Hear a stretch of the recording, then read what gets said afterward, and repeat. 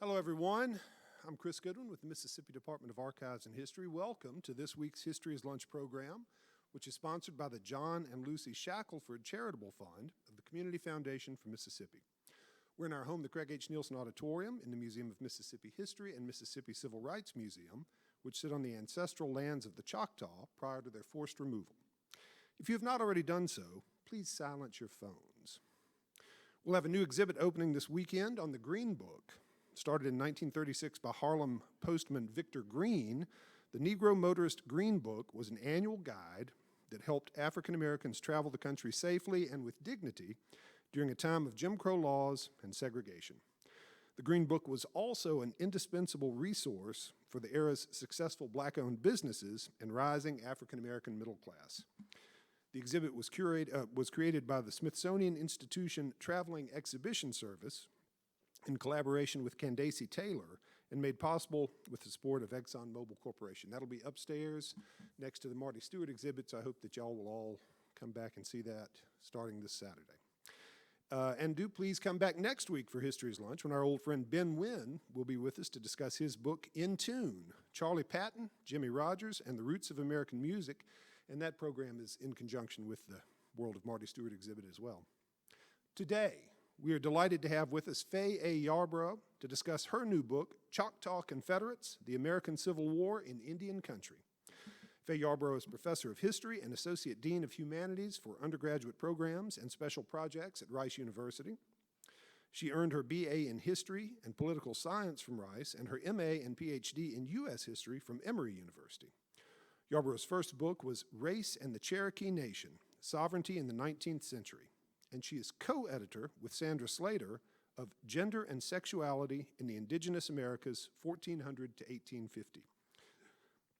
Yarbrough has published in the Journal of Social History, Journal of Southern History, and the edited volumes Race and Science and Civil War Wests, Testing the Limits of the United States. In 2020, she was visiting editor at the Journal of Southern History. Help me welcome Fay Yarbrough.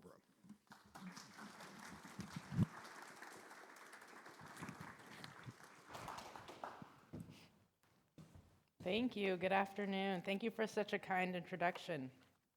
I'm going to apologize from the beginning because something is happening with me and allergies. So there may be a moment where I have to stop and cough a bunch and sneeze. So I'm just getting you ready. I get tested pretty regularly at work for COVID, so I'm pretty sure it's not that. But just to give you a heads up. So it's a pleasure for me to be here with you in person today. This is the first in-person talk I've given on the book, so it's really exciting to be with you because of that. I'd like to thank everyone for taking the time to come out this afternoon, and I'd like to thank Chris Goodwin for organizing this visit and being really patient with me. I was going to come earlier in the spring, but then COVID rates spiked and I freaked out and said, can we wait till the summer? So Chris, thank you so much for being such a good host and being so patient. So I'm just gonna go ahead and get started. Then, just as we starting to leave here, comes something across that little prairie show enough. We know they is Indians, the way they is riding, and the way they is all strung out. They had a flag, and it was all red and had a big crisscross on it that looked like a sawhorse. The men carry it and rear back on it when the wind whip it, but it flap all around the horse's head, and the horse pitch and rear, bless you, rear like he knows something going to happen show. About that time, it turned kind of dark and began to rain a little, and we get out to the big road, and the rain come down hard. It rained so hard for a little while that we just have to stop the wagon and set there. And then long come more soldiers than I ever see before. They all white men, I think, and they have on that brown clothes dyed with walnut and butternut, and old master say they the Confederate soldiers. Lucinda Davis, owned by Tuskaya Hiniha, a full-blood Creek Indian, offers one of the few existing accounts of the Battle of Honey Springs in July of 1863. She described seeing Native troops approach carrying the Confederate battle flag, the changing weather conditions, and the arrival of white Confederate troops. Her narrative goes on to recount the roar of gunfire that sounded like hosses lopping across a plank bridge way off somewhere. Davis offers compelling testimony about the far-reaching and destructive power of battle on the civilian population and on the landscape. But what I am most interested in today is the experience of Native soldiers. What do we know of those soldiers on horseback whose writing style was so distinctive that Davis and her fellow spectators identified them as Indians from a distance? What can we say about their experiences in the Confederate Army? To answer these questions, I will turn to the service records from National Archives. They're called the Compiled Service Records of Confederate Soldiers who served in organizations raised directly by the Confederate government. From the outset, however, these records are something of a misnomer. This title suggests that authorities from the Confederate States of America enlisted these troops into service. However, Choctaw legislative documents from the era reveal that Choctaw lawmakers spent a great deal of time talking about their commitment to the Confederate States of America. So I'm going to, just to make sure that we're all on the same page about where I'm talking about. So of course, as Mississippians, you know that there's a history of Choctaw peoples here in the state of Mississippi. Because I'm talking about them at the time of the Civil War, I'm talking about Indian Territory and Choctaw Nation as it occupied the southeast corner of what we now know of as the state of Oklahoma, but at this time was Indian Territory. I focus on the Choctaws in this book and in my study of the Civil War because of their deep commitment to the Confederacy. The Confederate officials often referred to them as their most loyal allies among the native population in Indian Territory. And of course, I have to say that this comes from the larger book project. This is part of one chapter in this larger book project. As a separate sovereign country with its own constitution, judicial system, and bicameral legislature, Choctaw legislators could choose to align with the federal government or the Confederacy or attempt to remain neutral altogether during the war. They early allied with the Confederacy and agreed to place a regiment of Choctaw troops numbering 1,000 men under Confederate officers, with the Confederacy committing to pay $500,000 to arm and equip said troops. Which authorities, Choctaw or Confederate, enlisted these troops then is less clear than the record's title would suggest, which will also be demonstrated by examining the actual enlistment documents in a moment. In addition, I supplement the service records with firsthand accounts from Civil War soldiers more broadly to create a fuller picture of Choctaw soldiers' experiences. The majority of the enlistment records consist of pre-printed forms compiled by the War Department to facilitate efficiently and rapidly determining individual eligibility for pensions and other veterans' benefits. The record includes a jacket with the soldier's name, company, and rank, and lists the other cards associated with his record. There were sufficient numbers of Choctaw troops, and that the pre-printed portion of the jacket or envelope stated 1st Choctaw Mounted Rifles, also known as cavalry, and then Confederate in parentheses. The jacket often contains a fill-in-the-blank style company muster roll, the company name and information.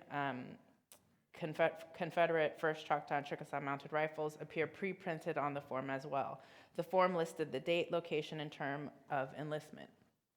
So here's an example of the record, of one record for one soldier. You can access these through National Archives also. I purchased them digitally, but I also looked at them on microfilm. And you can see the soldier's name is Fulimi at the top. You can see the company K, the 1st Choctaw and Chickasaw Mounted Rifles. You can see the rank. You can see the age, his age at time of enlistment, right? And then where, when he was enlisted, all of these details. Some of the records contain more information, such as extra information in the remarks. Sometimes there are additional records included in the jacket. Especially useful is the remarks section. In most cases, it merely indicates if an enlistee was still present at the end of his term of service, but sometimes it includes rich tidbits about soldiers being absent without leave, or promotions, or work duties. A frequently included payroll form stated whether the soldier received a commutation for clothing for 6 months, generally in the amount of $25.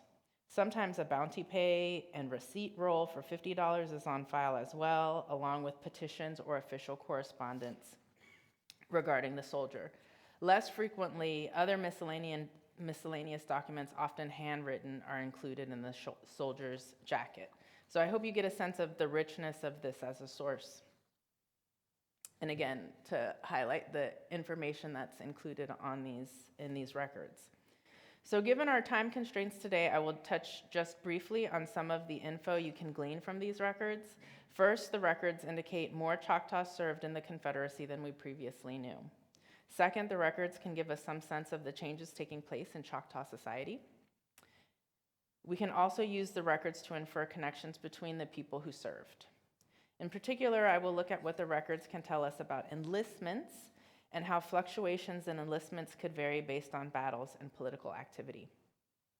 Most importantly, the records provide a glimpse at the experiences of common soldiers in the Civil War and remind us that the war was not just a rupture between northern and southern states. Other groups were drawn into the dispute. The contemporary Choctaw Nation estimates, and Choctaw Nation of Oklahoma, I'm speaking specifically about Choctaw Nation of Oklahoma, estimates that approximately 1,200 Choctaw troops served on the side of the Confederacy by the middle of the war.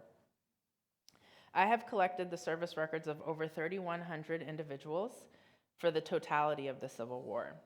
These 3,100 troops translate into roughly 17.2% of the total Choctaw population, or 20% if we exclude the enslaved population.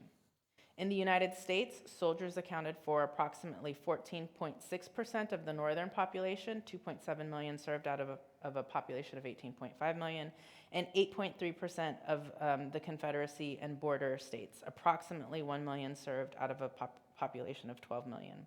If one excludes the enslaved population of the South, however, 12.5% of Southerners served in the Confederacy. Thus, while 3,100 troops may seem like a small number in the aggregate, as a proportion of the Choctaw population, it is large. Of course, this figure of 3,100 troops is much lower than the 10,000 troops that Colonel Douglas H. Cooper predicted that the Choctaws and Chickasaws would provide in a letter to the President of the Confederacy, Jefferson Davis, a number all the more astonishing given that the combined population of the Choctaw and Chickasaw nations at this time was less than 23,000 people, including their enslaved populations. Cooper wrote, "The Choctaw and Chickasaw can furnish 10,000 warriors if needed. The Choctaws and Chickasaws are extremely anxious to form another regiment." The data included in the compiled military service records tell us not only about individual soldiers, but can reveal aspects of the changing nature of Choctaw society. For instance, the names on these records simultaneously demonstrate the influence of Euro-Americans and the resilience of traditional naming practices. So you can see some of the names that appear there. Names include John Simpson, several Thomas Jeffersons, and Jefferson Davis, a private, age 25, but also include names such as Cubby, Ihan Tubby, Haikanubi, and Shimapalubi. Some soldiers' names were a blend of traditional Choctaw names and European names, as you can see here. William Ayashohapai and Shiahika Thompson, or Louis Himakambi. The surnames of prominent families within the Choctaw political arena also appear in these records. The Folsoms, the LaFours, and the McCurtains are 3 examples, each family having produced district or principal chiefs of the Choctaw Nation during the 19th century. The age data on the soldiers from the first Choctaw and Chickasaw mounted rifles provides more opportunity for comparison with similar data on American soldiers in the Civil War. The Native soldiers were slightly older than their American counterparts as a group, and the age data and name data also suggest relationships between soldiers. Were the cluster of 5 Greenwood enlistees aged 20 to 28 related to each other in some way, for instance? Allen, Gibson, Harrison, Hogan, and Sesson Greenwood all mustered into Company 1E on July 3rd, 1861 at Blackjack Court Ground as privates, so perhaps they were. Similarly, Joseph Hunter, aged 43, and Stylen Hunter, aged 18, Both joined May Tubby's company at Goodland Station on September 2nd, 1864. Could they have been a father and a son, joining together in hopes of watching out for one another?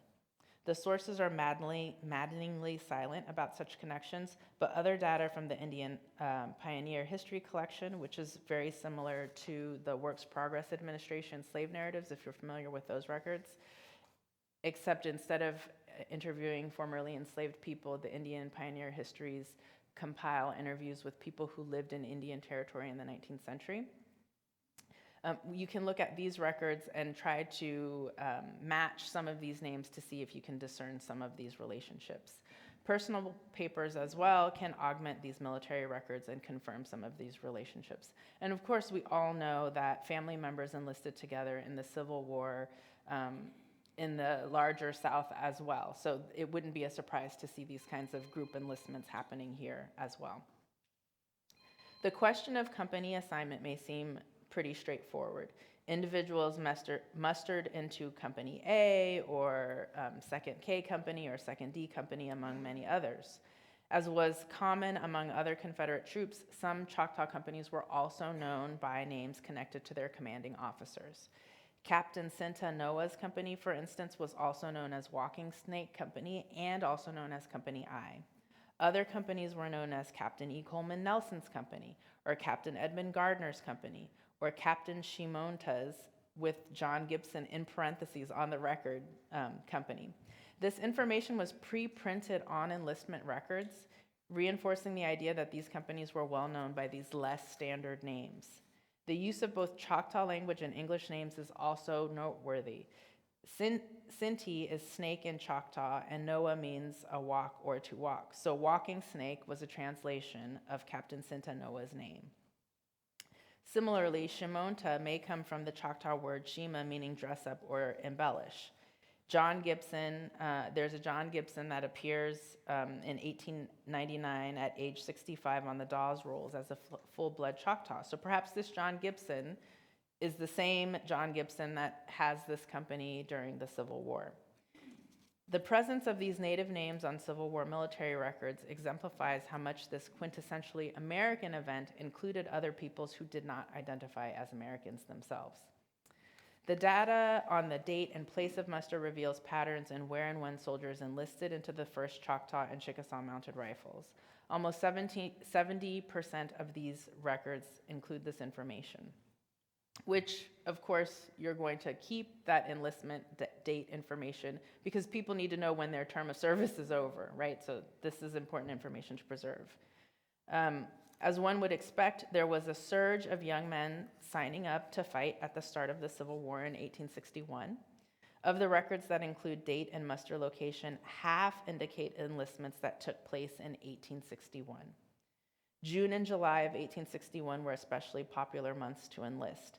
The records include 950 enlistments in these 2 months alone.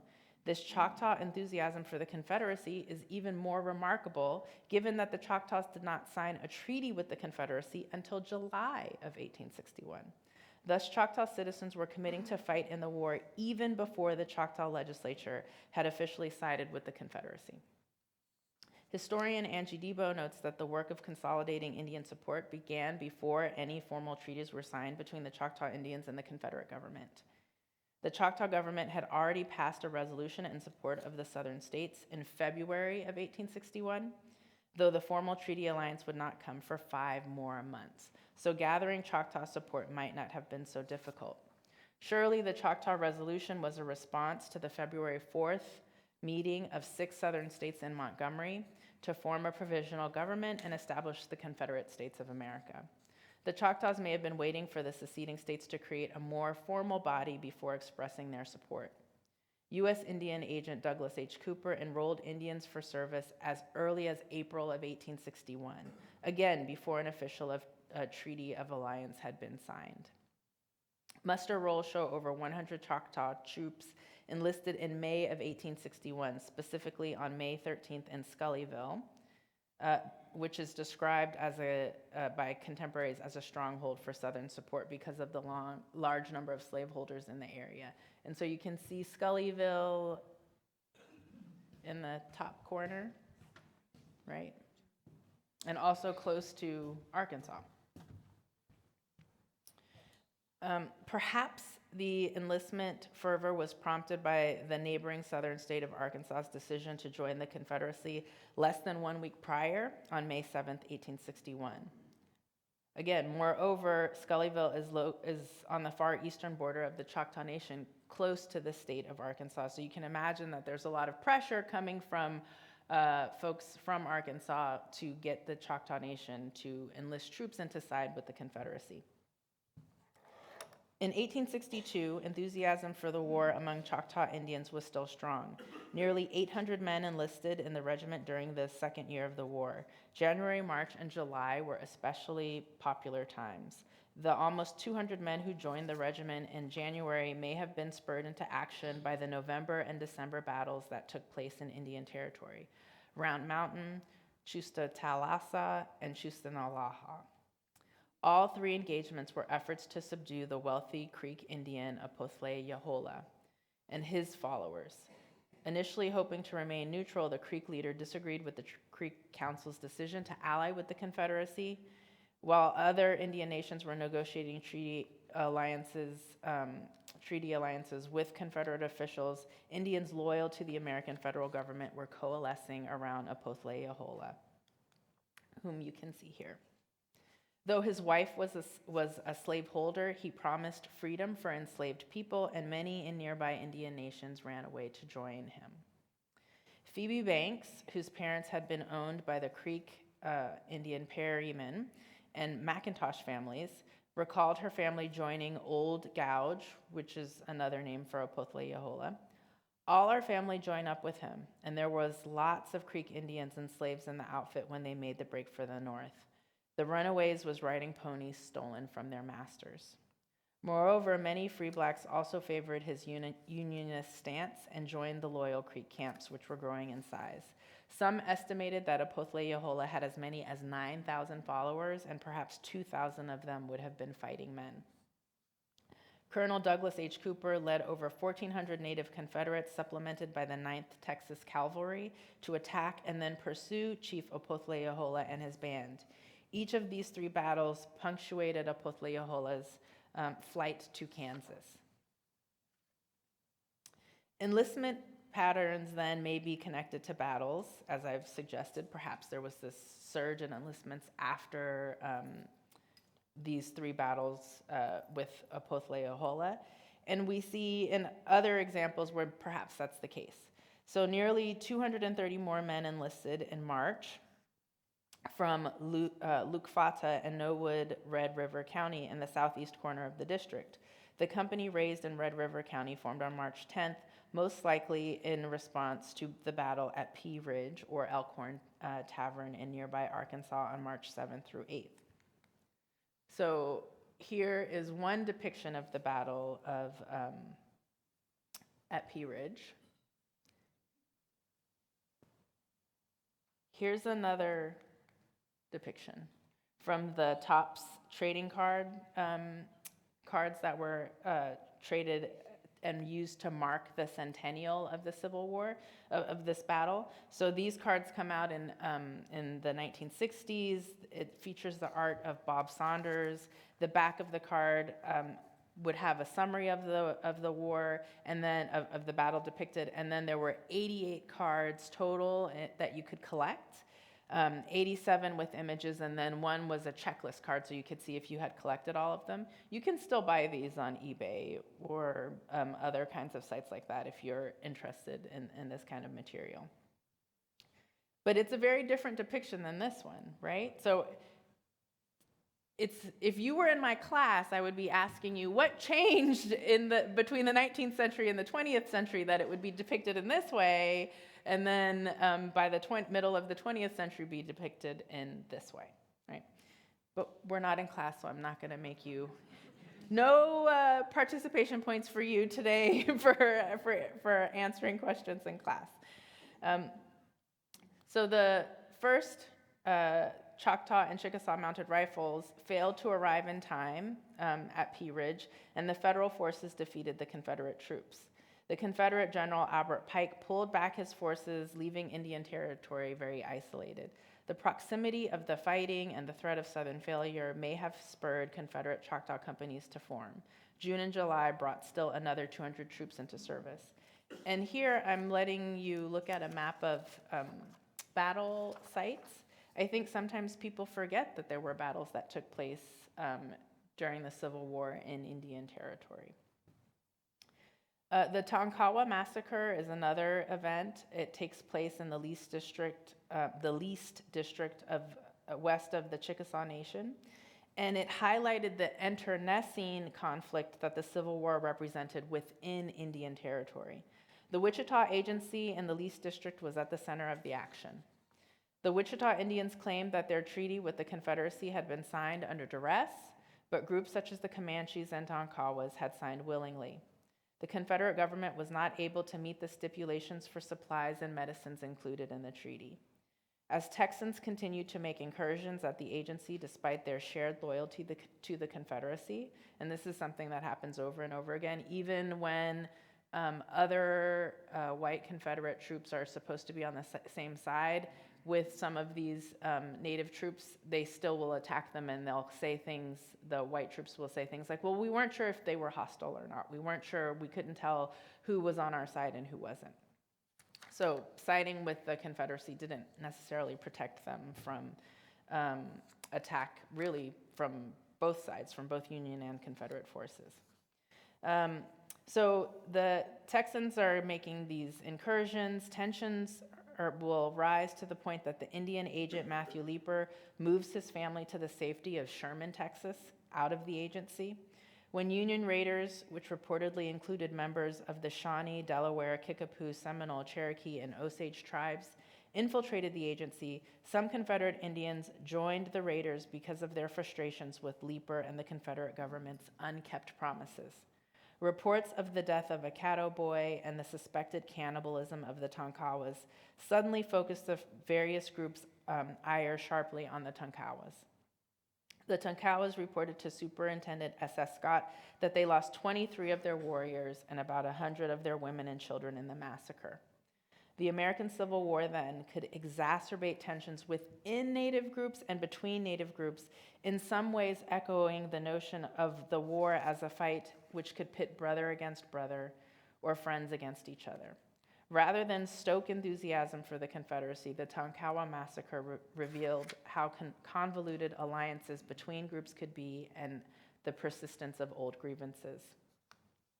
By 1863, enlistment numbers had declined sharply. Only 189 soldiers enlisted. Now remember, I told you in that first year, nearly 1,000 soldiers enlisted, and now we're down to 189. As in the larger Confederacy, by 1863, the Civil War had gone on much longer than anyone expected. The realities of fighting, familial separation, and being poorly provisioned extinguished Choctaw enthusiasm for the war. As Confederate officer Edward W. Cade wrote to his wife in 1863, "I am sick of war and the separation from the dearest objects of life." Surely many Choctaw soldiers would have agreed with this sentiment.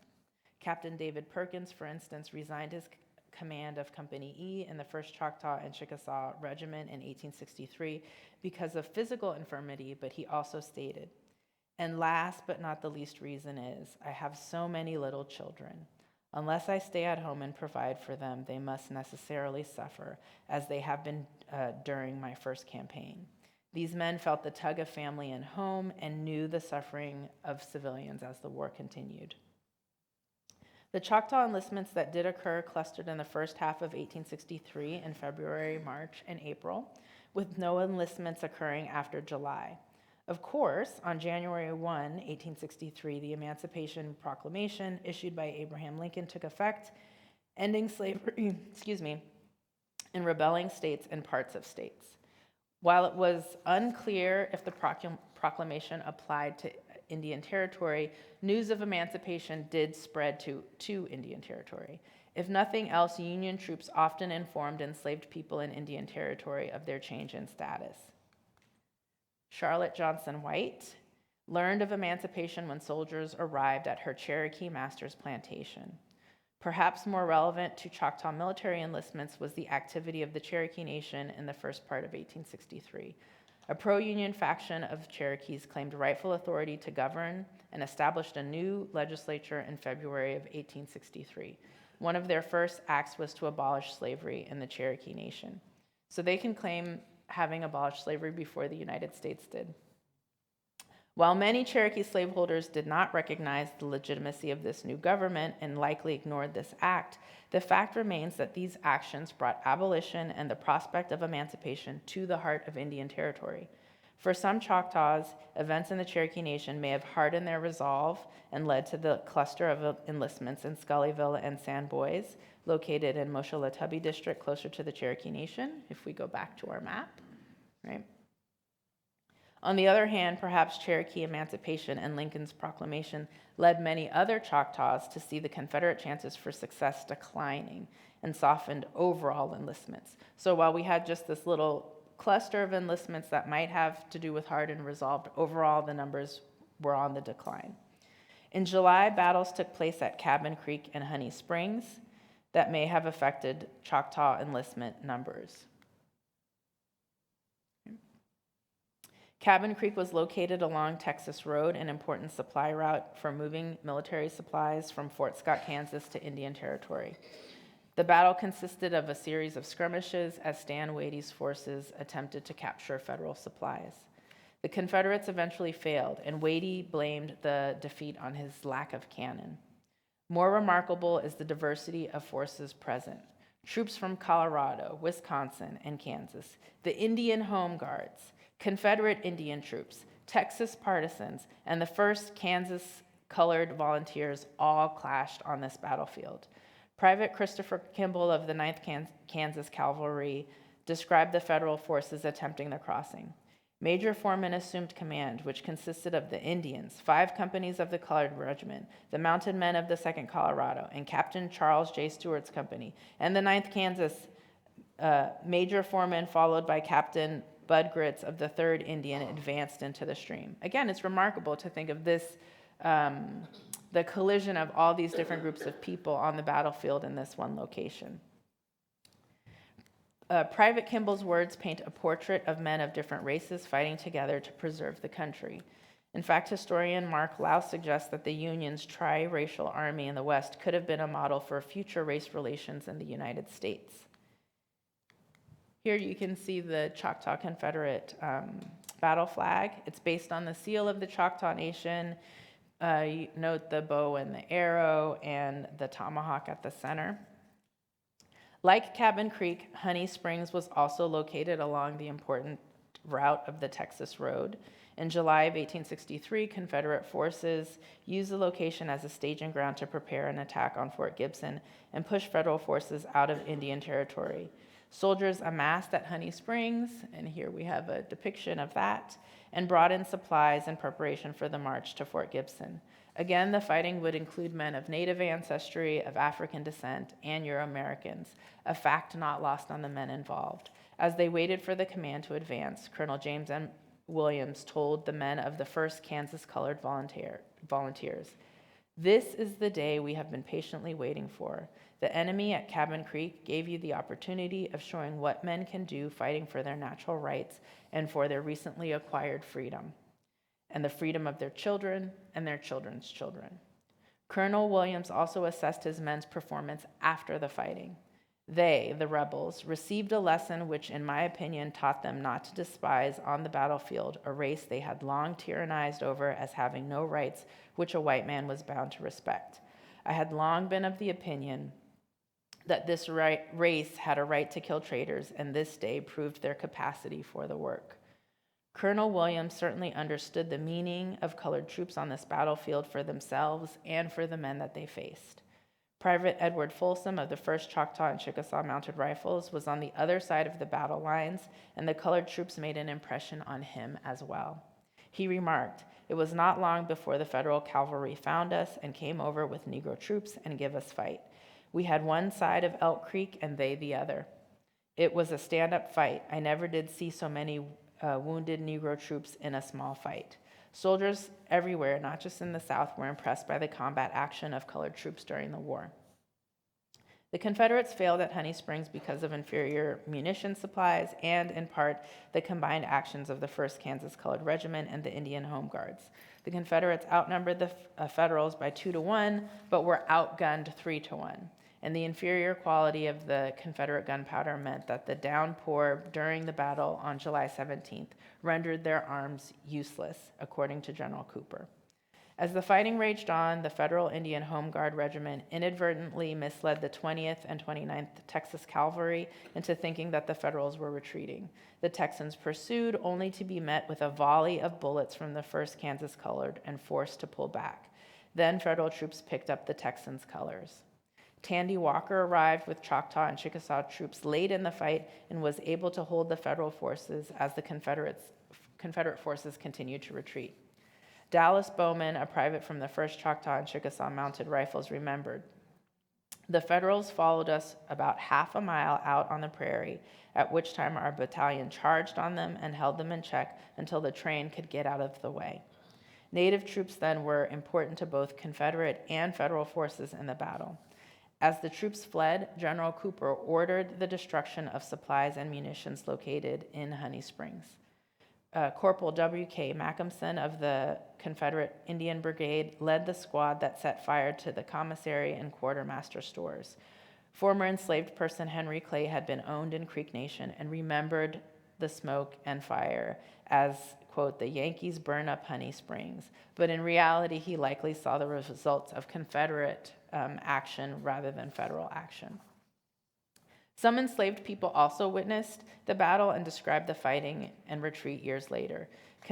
Creek freedwoman Lucinda Davis, from this lecture's opening, heard the guns going all day and along in the evening. Here come the South Side making for a getaway. They come riding and running by where we is. And it don't make no difference how much the headman hollers at them. They can't make that bunch slow up and stop. Davis's description matches Private Bowman's comments that Confederate troops scattered, which caused confusion, and we had a general stampede. Likewise, Private Edward Folsom reported his company's pickets stampeded and broke for the mountains and almost got away. Phoebe Banks' uncle Jacob told her the fighting at Honey Creek was the most terrible fighting he's seen, but the Union soldiers whipped and went back into Fort Gibson. The rebels was chased all over the country and couldn't find each other for a long time, the way he'd tell it. Banks's family had been owned by a Creek family and followed Opothle Yahola to Kansas. Uncle Jacob returned to Indian Territory with Federal troops to fight the Indians who stayed with the South. A disheartened Private R. McDermott from the 20th Texas Cavalry seems to confirm Uncle Jacob's account. "I believe they will whip us and whip us all the time until we are reinforced from Texas or some other point. I know it, for I have tried them, and they are as good as we are, better drilled and better armed. We got so much scatteredness in the stampede that we was 3 days getting together, and not all have come in yet." It seems that Confederate soldiers truly had scattered across the country and did not immediately regroup for a counterattack or another engagement. So I gave you multiple descriptions of that one battle, in part to make the point that we can check these accounts against each other to see if they come up with a common story about what happened, right? So that we're not just using one source. I'm not just using one source to make the arguments I make in the book, but I'm buttressing that with different sources, different kinds of sources to paint a picture of what's happening. The battle at Honey Springs proved to be the largest battle fought in Indian Territory based on the numbers. Approximately 10,000 men met in battle there, nearly 6,000 Confederates, and some 4,000 Union soldiers. The Confederate loss left the Texas road open for Union control and allowed Federal troops to take Fort Gibson. Some view Honey Springs as a turning point for Confederate forces in Indian Territory, after which white troops no longer defended the area in an organized manner. Moreover, the victory gave Federal troops an avenue into Choctaw Nation, described as the fiercest and most steadfast of the Indian nations in the Confederacy. Given the scale of the fighting and the defeat, it comes as no surprise that the 1st Choctaw and Chickasaw Mounted Rifles did not see any new enlistments for the remainder of the year.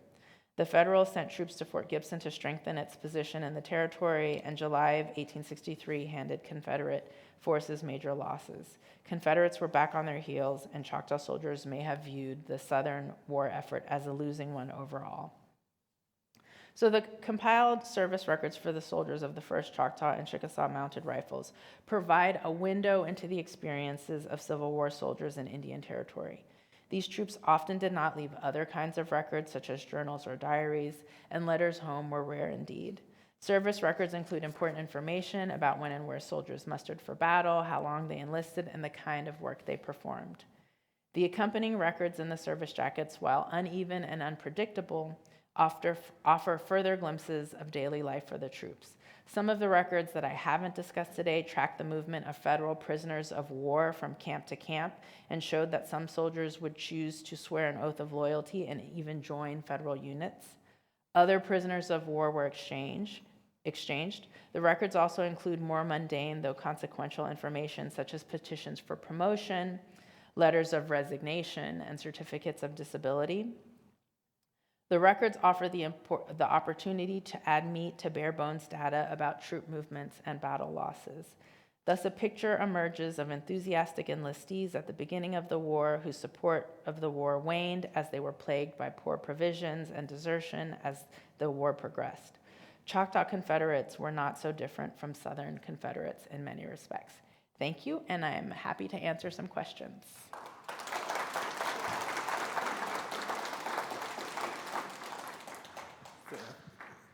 Mike to you.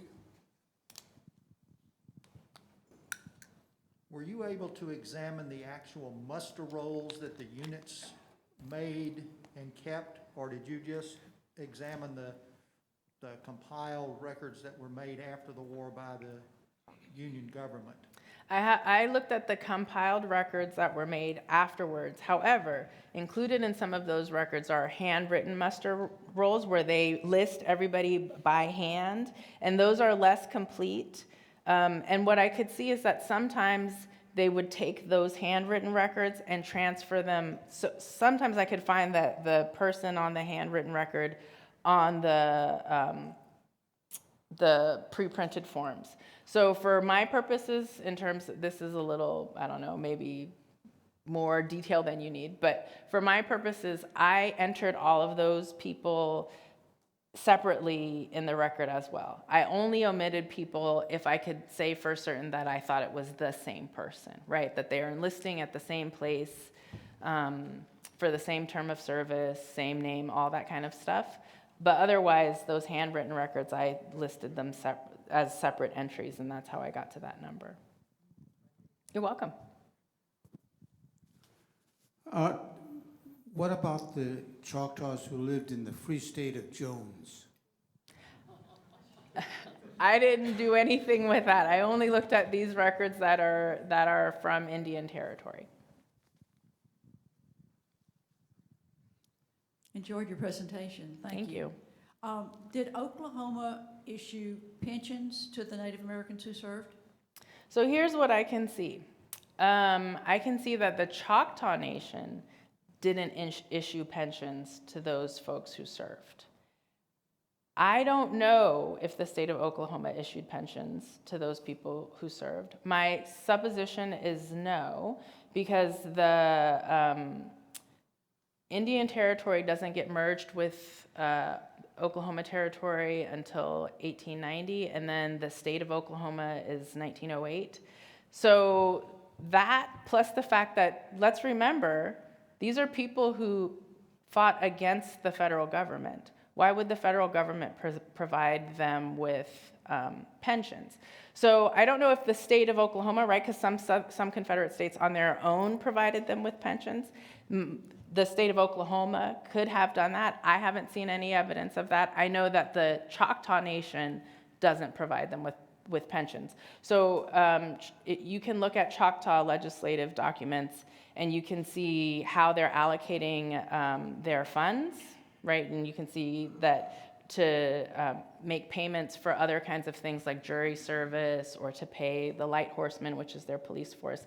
They have it all indicated in their records, and there aren't any indications of people receiving pensions for Confederate service. The second thing I'll say about that is that another scholar, Jeff Fortney, has written about the fact that in Indian Territory, what becomes the state of Oklahoma, you don't see the same effort to commemorate Civil War service among Native nations that you find in the larger South. So there isn't this kind of monument building that happens, right? And so if you think about the lack of monument building, you might suppose that then there's also going to be less attempt to pay people for that service if people aren't building monuments to that service either. Really interesting and wonderful scholarship. I have a two-part question. Sure. Part one is whether there was a rationale for joining the Confederacy other than that they were slaveholders. And the second part, which is related to that, is given that Greenwood LaFleur was Union and very clear on his rationale for that and a slaveholder, what branches of the LaFleur family, if you know, were in fact part of the Confederate effort? So I can't speak to specific LaFleur family members and their support. What I can say is that definitely part of my argument is that the Choctaw side with the Confederacy, not only because they are slaveholders, but also because they see it as a way of preserving Native sovereignty.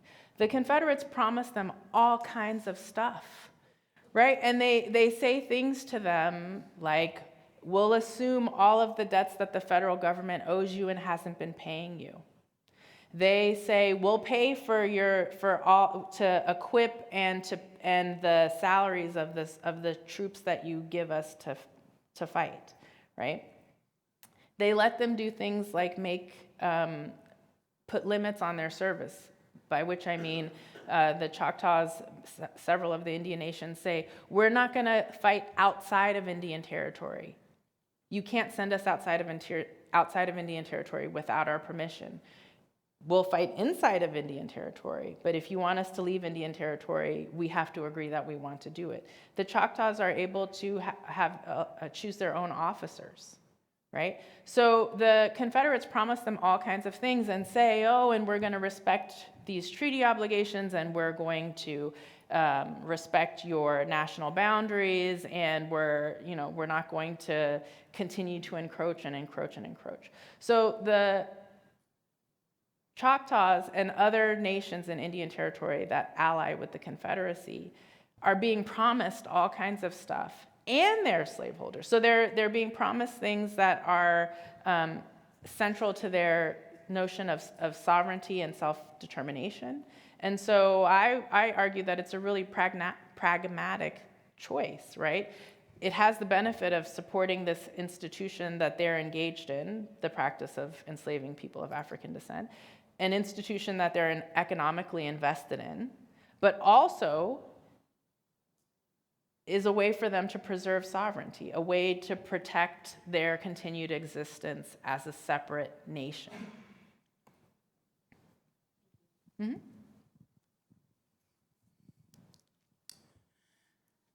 This has a semicolon in the middle of it.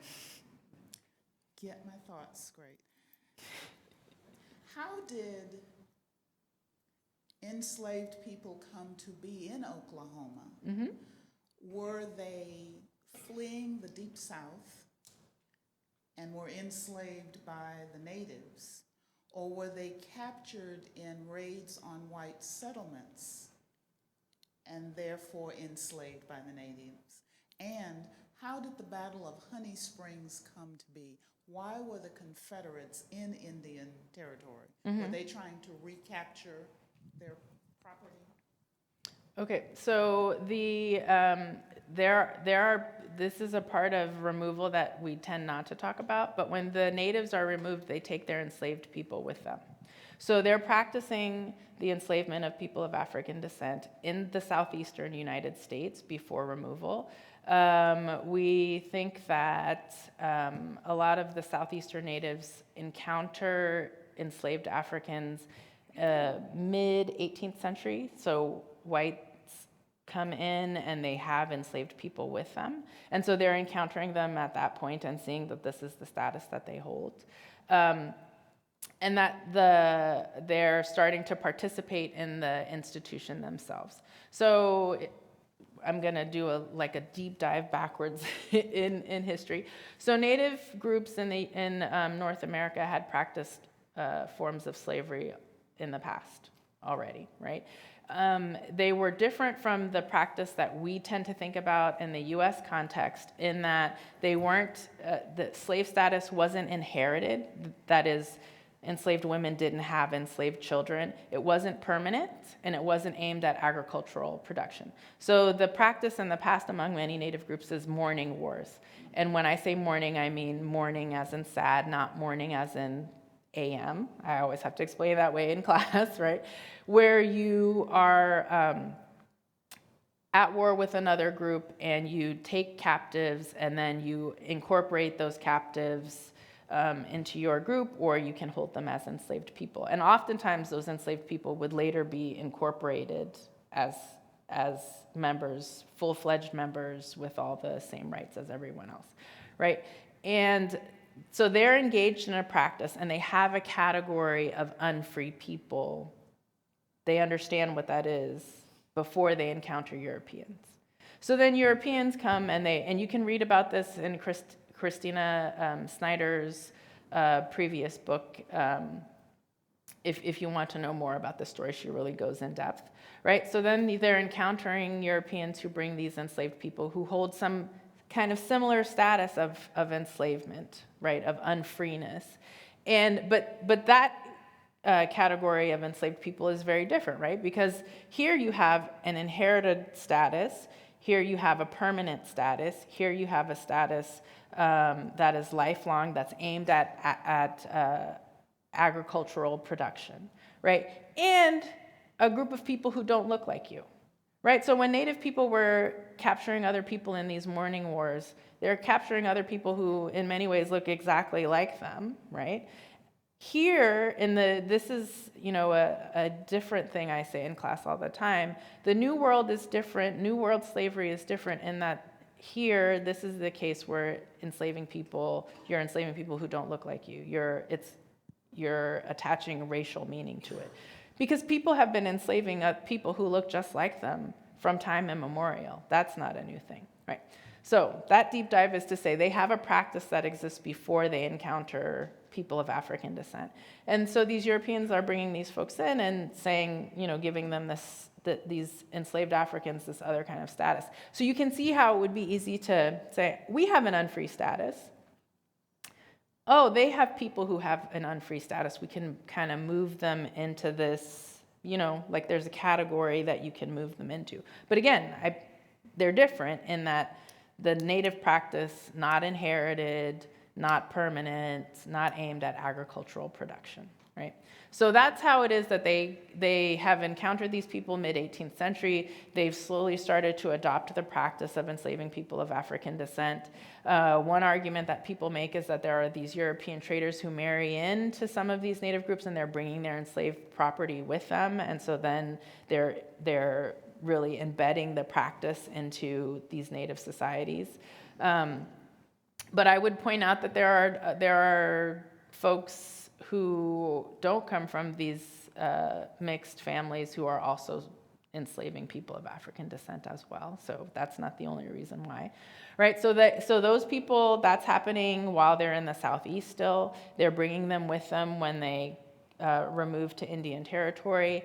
They're going to places like New Orleans and trading. Robert Jones is big in the Choctaw Nation, and he's going to New Orleans regularly and purchasing enslaved people and bringing them to work on his plantation in Choctaw Nation. So that's how it is that they come to have these enslaved people. They're engaged in the practice. It's not that they got to Indian Territory and start the practice. They're doing it while they're in the Southeast. In terms of why they're fighting in Indian Territory, the Confederates are very eager to hold on to Indian Territory, and they want the Native populations to side with them. They see it as a buffer between themselves and northern states. The Red Raiders, people are pouring into Indian Territory from Texas, from Arkansas, and putting pressure, showing up at legislative meetings and saying, but you need to side with us, side with us, side with us, side with us, right? So the Confederacy, the Confederate States really want Native support, and they want that land because they feel like it's a good buffer between them and Kansas. So I think that answers your questions. Actually, I'll have to modify my questions because you answered it already. Namely, the significant differences between Native American attitude toward slavery versus white. You answered that very clearly. Thank you so very much. What I would like to know is, what was the relationship ultimately between the freed and African Americans and the Native American slaveholders? After the war? After the war. So this is also a chapter in my book. Indian Territory experiences a reconstruction like the rest of the South. So Choctaw Nation in particular, which is the focus of my work, the federal government insists in their treaty in 1866, right? They have to reestablish peaceful relations in the same way that the North and South have to, knit back together after the war. And, oh geez, I made it all the way through that talking, and then now I get to question and answer, and I'm having trouble. Since she's needing a little time, could I make some statements for you and not have to, and then you go back to Okay. the question. I live near the Standing Pine Choctaw Reservation in Lake County. So the Choctaws have been my neighbors since I was a child. They make wonderful neighbors. If they're your friend, they're totally loyal. They have a wonderful sense of humor. It's very dry, but it's enchanting to listen to. I noticed on your map with the Choctaw Nation in Oklahoma, there was the word Nashoba. We could probably relate to that. Just change the A to an E, and we've got Neshoba County. Also, Scullyville, and my Choctaw neighbors that might be listening to this on video may correct me, but Scully means money in Choctaw. Also, you mentioned monuments. There is a monument. I don't know whether I think it's in the Cherokee Nation in Oklahoma, to Stan Wadey, because there was Stan Wadey on the Confederate side and John Ross on the federal side. When you see the Indian names that you put up, Mishla Tubby, today would be just Tubby. Yeah. And also, there was one with Lewis and then a Choctaw name. They go by Lewis. There are the Gibsons, Densons, Bens, several of the Choctaw names. Now, the records that I found for the first Choctaw Mounted Cavalry were recruited in Neshoba in Lake County. Those records just have a front page, and then when they were captured in Louisiana. And that's all the information, and they only had last names, which was a heartbreaker for me because I would have liked to have tracked some of those families to their descendants today, because those are the same names that are in the Standing Pine area and Pearl River area. One last thing. Get me started, I won't shut up. The Choctaw Fair will be July 13th. And if you've never attended, that is a wonderful thing to see. They will be electing their princess. She will be dressed in Choctaw apparel. Also, they will have their stickball games, which no sport we play can compare to the ruggedness of a stickball game. Yeah, thank you. So to go back to your question about what happens after, the the Choctaw government doesn't want to accept the federal government says you have to accept that your formerly enslaved people as citizens, and the Choctaw government says no, we don't want to, and the federal government says you have to do it, or there's this money that is due to you, and we'll pay you the money after you accept these people as citizens. If you don't do it, you're going to forfeit this money. And then the federal government, in a really mixed message kind of way, the Choctaw government says, no, we're not going to do it. And the federal government gives them the money anyway. And so then the Choctaw Nation says, okay, well, we're really not going to do it because you already gave us the money. So until 1883, when there's a freedmen bill, the status of those freed people is really unclear. So they're allowed to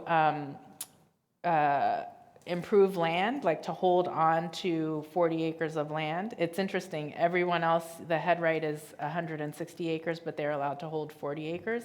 And people seem to be according them some rights in Choctaw Nation, even though technically Choctaw Nation isn't legally bound to do it. So they're in this kind of legal limbo state for almost 20 years, and then in 1883, the Choctaw Nation passes a freedmen bill to clarify their status and to make clear their citizenship rights. And they're granted citizenship rights, but they're not the full citizenship rights. So there are limits placed on, for instance, office holding by freed people, et cetera. So I would say there is some similarity in what happens during that after the Civil War between freed people and the Choctaw government that we would recognize as happening in the Reconstruction period in the United States. But the big difference is those freed people in Choctaw Nation have access to land, right? So the myth of 40 acres and a mule that we talk about in the U.S. example, and Sherman's special field order and all of that doesn't come to fruition, does come to fruition in Indian Territory, because land is held communally among many of the groups in Indian Territory, the Choctaws being among them, the Cherokees, right? And so if you're a citizen and part of the group, you get access to land because of that. And that's not how it works in the United States, right? We don't all own the land communally so that everybody gets access to a certain acreage if we want. And so that is a real difference between what happens in the Choctaw example and in the U.S. example. I know we have more questions. It's a fascinating topic, but we have come to the top of another hour. The good news is we have copies of the book for sale, and a lot of those answers, I bet, are going to be found in the book. Thank you all for being here today. I hope that you will come back next week when Ben Wynn will be with us. But for now, help me thank Fay Yarbrough for this terrific presentation. Thanks, everyone.